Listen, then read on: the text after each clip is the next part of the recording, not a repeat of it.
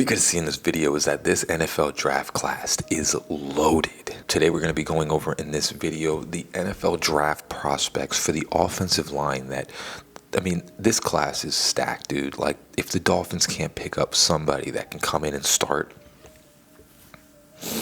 I don't really know what to tell you.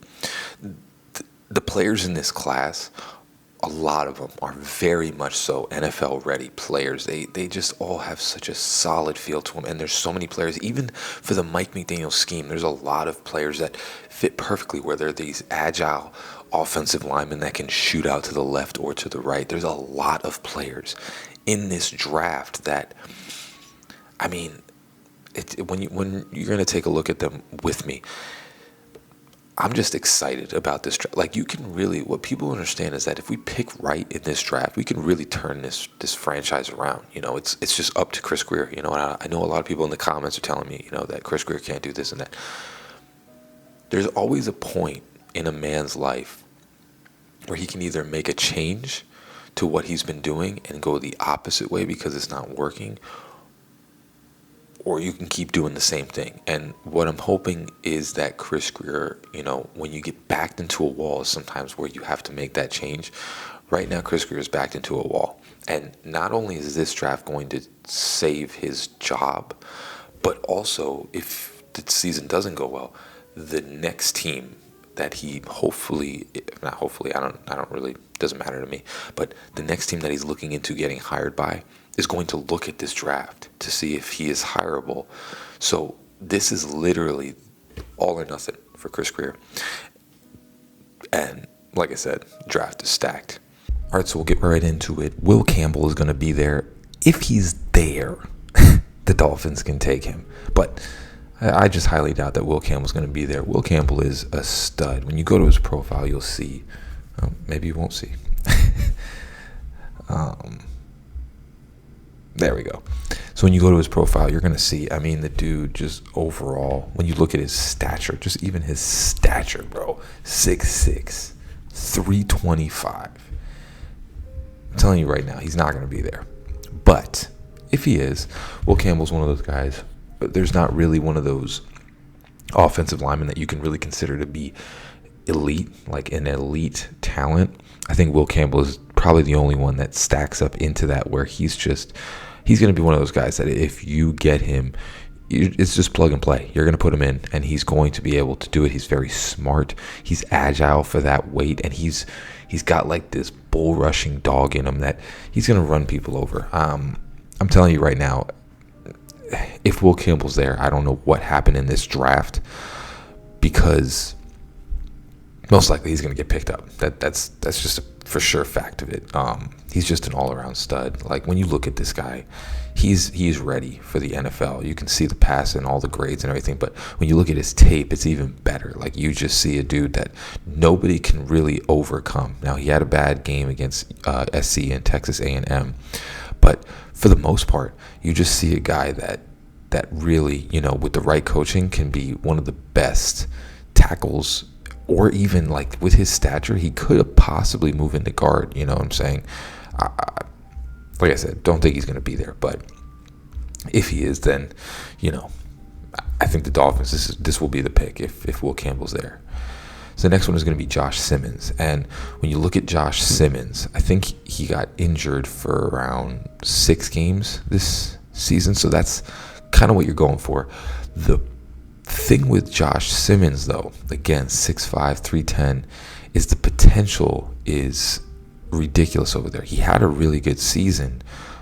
It's just, I think he tore his Achilles or something to do with his knee. I forgot what the exact injury was, but he basically was out for the season. But the season that he had, it was really, really, really good. He didn't really play too many good teams, so that's also the other thing. It's one of those things that you're not going to be sure. The potential is there with Josh Simmons, but you're not going to be fully sure. And he's one of the guys that I don't know if the Dolphins try and get, just because of that potential. You don't want a potential player.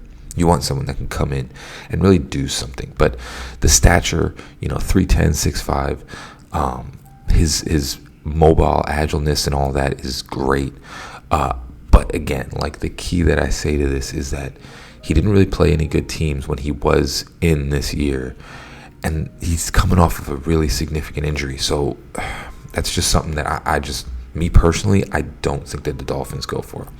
So now we're getting to more of the meat and potatoes, like who I think.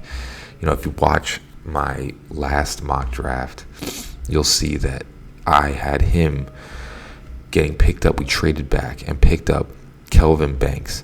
So Kelvin Banks is a mauler. He's basically just a big boy that just likes to hit people. Kelvin Banks is one of those. The one thing that I can see with him is that he definitely is going to transition to guard because of the agileness. I don't know is fully there yet. So I think he can still play tackle. But and as you can see, the games that he played against Georgia and, against even Florida and Clemson and all that, Ohio State, played amazing. He had an excellent year this year. And this is one of the players that I do think the Dolphins are really going to be looking at that first round pick, because he's one of those I truly believe, with his stature, the 6'4", 320, I think you're going to be pushing him in to guard. And I think he is definitely someone that, if you put the right coaching, aka Butch Berry, I think you definitely can have a really almost like, I don't want to compare them, but almost like a Robert Hunt 2.0. Because they're kind of similar in their play coming out of college. Very similar coming out of college. I think Robert Hunt was definitely taller, but both mauling offensive linemen that can definitely go down, make a play. And I think he's one of those that, with Mike McDaniel, what he can use him for is he can definitely do the outside runs and all of that and have a much more agile. That was one of the things that we didn't have this year, is that agile player to get out to the edge and be able to start making blocks towards the edge for Achane. So I think this is going to be one of the picks that is definitely looked at. I really like Kelvin Banks. I think he's just that mean mauler type. Just has that overall, like, as you can see, they say that the Dolphins probably going to draft him too. He just has that mean streak where he just wants to hit people. You know what I'm saying? He wants to go down the field and hit somebody. The only knock to him that I think is that he might not be the most agile player. So I think he can still do fine. But, with Mike McDaniel, the whole outside runs and all that is kind of his thing. So you kind of need that agile player. Now, the next one is another. He's one of those. I keep doing this. Armand Membou is going to be one of those that he had an excellent year this year. The thing is that he played good against good teams too, like Alabama and, BC and Auburn and Oklahoma, Arkansas. Had an amazing season. And the reason why I like him probably kind of the most out of all the offensive linemen in the first round is because he is the most agile. He kind of fits that Mike McDaniel type of scheme, 6'3", 314. He's a big dude, but he fits that scheme because out of all the offensive linemen, he's definitely the most light on his feet. He's the most agile, moving left to right. He definitely has good feet on him. He's a very agile player, and that's why I think he's going to fit the scheme very well. This is one of the players, Kelvin Banks, Armand Membou. These are the two players that I think we pick in the first round if we're going offensive lineman, and he's going to be the one. I just think the scheme that Mike McDaniel plays, if you want a player that can come in and just start, I think he's the guy, because he's going to be able to hit all those outside run schemes. He's going to be able to move and what are you trying to...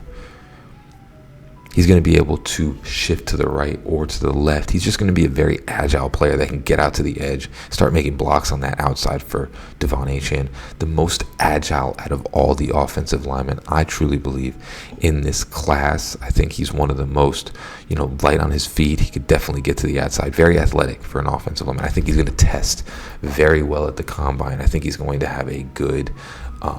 3-cone drill. I think he's going to have a decent 40. I think he's probably the most athletic out of a lot of the offensive linemen. And that's why I think that the Dolphins probably are going to look into him just because he definitely fits the scheme very well. And still a big dude, agile, but still 314. And he's definitely going to be pushed into guard because he's just got that feel to him. He could still play tackle, but I definitely think you can push him into guard. Next one is going to be Zabel, which he's kind of fluttering around this area right now, because sometimes in the draft people definitely skyrocket up in the draft rankings. But the thing with Zabel, he had a great pro day and he did really well against a lot of really good players. So that's why you don't really need to look at, some people will say he didn't play good competition. That's why we needed to see the pro day. And when he went to the pro day, a lot of the pass rushers that are going to be going in like the first and second rounds, he was shutting them down at the pro day. Zabel is just a big boy, 6'6", 305, and honestly kind of like a better, keep doing that, a better Cody Mauch, because they both came out of this college. This college seems to produce really high-end offensive linemen. Cody Mauch for the Buccaneers also came out of this college. He's just a solid, just all around, has every good trait. Not as agile as Membou, but just a mean dude, wants to get down, hit people. And you could see it on his tape. You could see that he was just pushing people around. And again, I mean, when you watch him play, I think he's definitely NFL ready. He's got a lot of those traits that you want in an offensive lineman that's going to allow them to translate to the next level. He's got decent arm length. He's got, the size, and he's got the mobile agile. He's not super agile. He's not super athletic, but he definitely has that agility where he can get down the field and make a block in the second level when you have a run play or, even in a screen or anything like that. He definitely has that ability. He's got that mean streak. He's got that old school 1970s, 80s mustache, just a mustache with no beard, nothing. He just has that mean streak. He looks like he's 30. He does not look like a 20-year-old kid. He looks like he's 30, and this dude is definitely going to be a solid pickup. He's going to probably go in the later first rounds, but depending on the combine, that's always the key, because people move up and down when it comes to the combine and like where they're going to be at in the draft. He's been a riser since after this season, this college season. He's been rising up the rankings slowly and slowly. So we'll see what happens with him. But he's another solid pickup. This would be someone that I could see the Dolphins, if they traded down and they traded back to get some more picks, he could be someone that I see getting picked up. He's one of my favorites. It's going to be, so far, the favorites really in that first round are these three: Kelvin Banks, Membou, and Zabel. So solid player. Big old mean 1980s looking dude. Love him. Josh Conerly, a lot of people kind of know him. He had a great season, but a lot of people are kind of notice that they know the play where basically Mike Green obliterated him in the pro day, where he put him on his butt. I don't think that's going to really affect him too much, but when you're looking at an offensive lineman that you want to spend a first round pick on, and that's what you see at the pro day is, Mike Green, who is a very, very good pass rusher, which again also might be a pick for the Dolphins in that first round. You don't want to see him getting put on his butt like that, because then that might mean not starting. This is where when you go in the later rounds of the first round or in the second round, these aren't players that you start immediately. And that's, again, this would be a guy that if the Dolphins completely traded back for some crazy reason all the way back into the end of the first round, this would be someone there. But, I think Josh Conerly has a high potential, but I definitely think he's one of those that maybe you can't start right away. He's probably going to need a year or two to really start getting into the mold of how to be a proper NFL offensive lineman. And, it's not a bad thing. I just don't think it's what the Dolphins need right now. They don't need a player that needs to sit for a couple years, because this is the last year that Mike McDaniel's going to have a job if he doesn't do right. So they need a player that's going to come in and contribute. And I think he can, but I think the place that he's going to be at, it's just no reason. The Dolphins don't need to be picking at the end of the first round. They need players that are going to come in and start. So now we're going to be getting into the end of the first round, more into the second round. And this is where Tyler Booker is going to be. Now, Tyler Booker is interesting because they have him at 49. Depending on what the combine does, he might shoot up into a first rounder. But some people think that maybe if he stays on this track, because he's a very high potential player, this is going to be someone in the second round that the Dolphins can take a look at. As you can see, big boy, 6'5", 325, coming in, humongo dude. Now, again, the thing is what you can use him for. He had a great game against LSU. He had a great game against Tennessee. Honestly, the games that he didn't really have good games against were like the lesser teams. I think he's one of those that if you get the proper coaching, he has all the intangibles. He's great at pass blocking, but, the run blocking, I think, maybe has to do with the agility and, him just being humongous. He just doesn't get out and move as well. So that's kind of the issue, I guess, with Tyler Booker. But I think when you look at Josh Conerly, definitely is someone that needs to sit, possibly could start. But I think Tyler Booker, with the right coaching, you could definitely put him in there and he could definitely do a great job. Like, his pass blocking is fantastic. He's a very good pass blocking guard. It's just the getting out on the runs is something that needs to be taught. Whereas Josh Conerly, it's like the pass blocking and the run are kind of like they need some work. So when you look at Tyler Booker, if he comes out and lights up the combine, he's probably going to be a first-round pick, which I don't think that the Dolphins are going to pick him at that spot. But if he is still in that second-round area, I think this is, again, just like I said, Kelvin Banks, I think this is another like Robert Hunt type dude where he's just big. And again, when you looked at Robert Hunt coming out into the draft, he wasn't necessarily going to be touted as like a high-end player. He's kind of similar to what Tyler Booker was. Needed some different work, but still had that overall feel where he could be a really good player. And I think Tyler Booker has that same thing to him where he could be a very good player in that second-round pick if he stays in that area.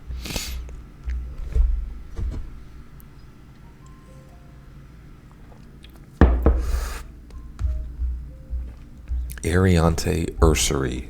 This is someone that I definitely can see the Dolphins picking up with that pick in the second round. This is someone, again, very much so like Membou. This is someone that I definitely think is a little more agile than people suspect. He's still a great offensive lineman. I know it says tackle, but again, they're going to move these guys. This guy is definitely someone that you can move into that guard spot. And he had an excellent year this year, excellent year the year before as well. Just a great overall prospect. Honestly, this is one of those dudes that you could possibly be getting a steal in the second round, because last year he probably was going to be a first round pick with the season that he had.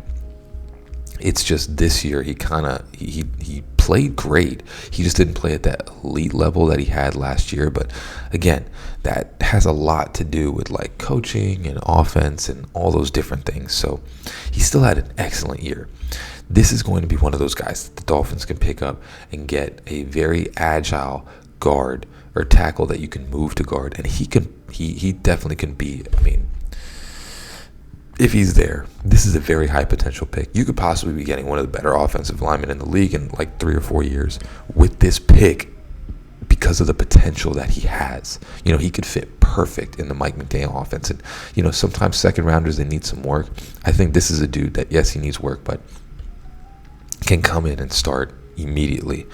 So depending on what you want to do, if you've picked a defensive end or interior guy in the first round, which we'll go over in another video, this is the dude that you pick up. If he's there, I think if you haven't picked up an offensive line, or even if you have and you just want to stack up on offensive line, this is the dude that you pick. I think he is such a solid player, and I think he fits the Mike McDaniel scheme perfectly. So yeah, Ersery, guy that I think if you pick him up, the potential is just through the roof. Donovan Jackson is next. And another great player, another really good high potential player, not as agile as who did I just go over? My brain is escaping me. Wow. Not as agile as Ersery, but definitely, again, similar to Kelvin Banks, big mauling type dude. Again, it says tackle, but he can also transition to guard. He's got the guard feel to him. A lot of these tackles in this class definitely have like guard bodies, so they could definitely transition to guard if they wanted to. He's just going to be a big mauling type. Like I said, when it comes to if you're in the second round, you got Donovan Jackson or Ariante Ersery. I think you take Ersery just because he fits the scheme a lot better. But Donovan Jackson is going to be another solid pickup. The offensive line class that we have this year is very high end. If Chris Grier can't find a decent offensive lineman in this draft, I mean, it would be ridiculous to me. Like, the offensive linemen in this draft are just solid. They're just a lot of solid players that you can definitely find someone that can come in and just immediately play. I even think some of them maybe in the third and fourth round sometimes too. But the second and first rounders, there's a lot of players that can just come in and just do their thing. Donovan Jackson's one of those. He's just got everything is good. He doesn't have a lot of elite traits, but everything is just solid. Just a very solid offensive lineman that you could probably plug in and play. And that's probably going to be it for right now. I'm just going to go over the first 2 rounds. We'll go over the later rounds, when we're talking about Charles Grant, or we'll talk about Wyatt Milam and Ozzie Trapilo, Cameron Williams. Those guys are great too, but we're just going to stick in the first round. And we got a little bit of the U guys. Maybe you get him in the later rounds. But Tyler Cooper is another one that I think, he's big, huge, towering dude, 6'6", probably 6'7", maybe in some of them. Emory Jones is another one. So you got a lot of players: Jalen Rivers, Tate Ratledge, Anthony Belton, Marcus Mbo, Jonas Samanea. These guys are the class this year for offensive linemen, is stacked. But my favorites are going to be Membou, Zabel, Ersery, and obviously, if he falls to us, which he won't, Will Campbell. Those would be the guys that I seriously take a look at. And then in the later rounds, definitely, a Savanea, or, you go to Jalen Rivers is also another solid pickup that would go in like the 4th or 5th, and Tyler Cooper and Emory Jones. Tyler Cooper, for sure, would be he's going to be the potential pick that could possibly turn into a great NFL starter in the late round. So yeah, as you can see, like I said, Will Campbell falls to the Dolphins at that spot. I don't think it's going to happen, but if it does, that's the pick. But you got a Kelvin Banks, you got a Armand Membou that is at that area, that these guys would fit perfectly with the Dolphins. They would be a plug-and-play guy. They would come in and immediately start, and then you would fill that guard spot. And, again, Gray Zabel in the later rounds with Josh Conerly, those are also picks if you decide to trade back. And then in the second round, I definitely think Ersery. I think, I'm blanking on his name. Donovan Jackson is another player that can come in and start. But I think Ersery is definitely over there with Devin Booker. Or not Devin Booker. It's Devin Booker. No, that Devin Booker's an NBA player. With Booker to be the pick in the second round. But the first 2 rounds have a lot of players that can just come in and immediately fill that role at that position. And again, you see what you need to get after free agency. Everybody is freaking out about the cap. They're going to clear that up. You're probably going to cut Teron Armstead. You're probably going to cut maybe Bradley Chubb. I don't know. I think there could be a possibility that Chubb stays just because you used a first-round pick to get Chubb, and he played 12 games, and you wasted a first-round pick on him. I think there's something there that maybe, he's still younger, so could be a possibility that maybe you just keep him to have like the ultimate, because with Bradley Chubb, he's going to bring you pass rush as well. I personally think, with Teron Armstead, he just gets injured too much that you don't know what you need to do during the season. It's just always an injury thing. But with Chubb, it was just a freak accident that, basically he stupidly was kept in a Baltimore game that we were down like 40 points and tore his ACL. But the thing with Chubb is that, he brings a pass rush. You cut too many players, you have too many needs to fill again. And I think with Bradley Chubb, he's a younger player, he's going to be coming back fully into training camp. I think he brings you the pass rush that you need, so you don't have to stack the defensive line so much because he's going to be there. So me personally, I don't think you get rid of Bradley Chubb. I think you keep him, and you just fill that offensive line need, because that alleviates one need. If you can sit there, and we'll go over the defensive lineman, if you can sit there and just draft a really solid like Walter Nolan in the first round or something like that, and then, fill that offensive line. Well, you have a pass rush. The corners don't need to be crazy, and the safeties don't need to be crazy because you have a very good pass rush. But that's just me. Comment down below. Let me know if, you have a different ideology for the offensive line. Who you like the best? Who is your favorite offensive line coming into the season? And as always, guys, fins up, baby. Love you all. Peace.